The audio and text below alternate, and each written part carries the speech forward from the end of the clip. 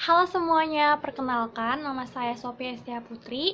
Kali ini saya akan membahas tentang langkah penyusunan kampanye public relation menurut Ronald D. Smith yang terbagi menjadi 4 fase dan terdiri dari 9 langkah. Nah, fase pertama yaitu adalah penelitian formatif. Dalam fase ini, kita mendapatkan informasi tambahan yang diperlukan untuk mengarahkan pengambilan keputusan dalam perencanaan. Di dalam fase ini diperlukan 3 langkah, yaitu terdiri dari langkah pertama, kedua, dan ketiga. Nah, langkah pertama yaitu adalah menganalisis situasi. Dalam hal ini, kita mengenal baik situasi yang terjadi di dalam maupun di luar perusahaan, baik itu secara positif maupun secara negatif. Lalu, langkah kedua yaitu adalah menganalisis organisasi. Dalam langkah ini, kita menitikberatkan pada 3 aspek organisasi, yaitu adalah lingkungan internalnya, reputasi, dan yang terakhir itu adalah lingkungan eksternalnya. Dan langkah ketiga yaitu adalah menganalisis publik. Dalam hal ini bagaimana kita mengenal publik, baik publik internal maupun publik eksternal. Fase kedua yaitu adalah fase strategi. Dalam fase ini meliputi bagaimana kita menentukan apa yang ingin dicapai dan bagaimana kita mencapai keinginan tersebut. Nah, fase ini meliputi langkah keempat, 5, dan 6. Nah, langkah keempat yaitu adalah menetapkan sasaran dan tujuan. Dalam langkah ini berfokus pada posisi yang dicari untuk organisasi dan untuk suatu produk atau layanan. Lalu, langkah kelima yaitu adalah merumuskan strategi aksi dan respon. Pada langkah ini menitikberatkan pada hal yang dilakukan dalam berbagai situasi.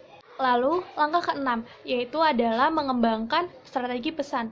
Langkah ini berkaitan tentang pesan, seperti orang atau entitas yang mempublikasikan pesan kepada publik. Lalu, fase ketiga, yaitu adalah taktik. Selama fase ini, berbagai alat komunikasi dipertimbangkan, dan elemen yang terlibat dalam rencana komunikasi dibuat. Nah, dalam fase ini terdiri dari langkah 7 dan langkah ke-8. Selanjutnya, langkah ke-7, yaitu adalah memilih taktik komunikasi. Secara khusus, perencana mempertimbangkan 4 kategori. Yang pertama adalah komunikasi tatap muka dan peluang untuk keterlibatan pribadi. Yang kedua adalah media organisasi. Dan yang ketiga adalah media berita. Dan yang terakhir adalah media iklan dan promosi. Lalu, langkah ke-8, yaitu adalah mengimplementasikan rencana strategis. Dalam langkah ini, ada 2 aspek yang harus diimplementasikan. Yang pertama itu adalah mengubah inventarisasi taktik menjadi proses yang logis dan kohesif. Dan yang kedua itu adalah menetapkan budget dan penjadwalan yang akan diimplementasikan dalam program yang akan dijalankan. Nah, dalam langkah ini terdapat adanya taktik komunikasi pemasaran yang harus dilakukan dengan thinking creatively dan putting the program together. Di mana kampanye tersebut itu mengemas taktik yang dikategorikan menjadi media, lalu publik, sasaran, dan departemen. Lalu ada campaign playbook. Campaign playbook itu adalah presentasi resmi ya tertulis dan rekomendasi program untuk strategi, taktik, dan evaluasi. Lalu ada campaign schedule. Campaign schedule ini terdiri dari frekuensi taktik dan garis waktu tugas. Nah, garis waktu tugas ini terdiri dari Gantt chart dan PERT chart.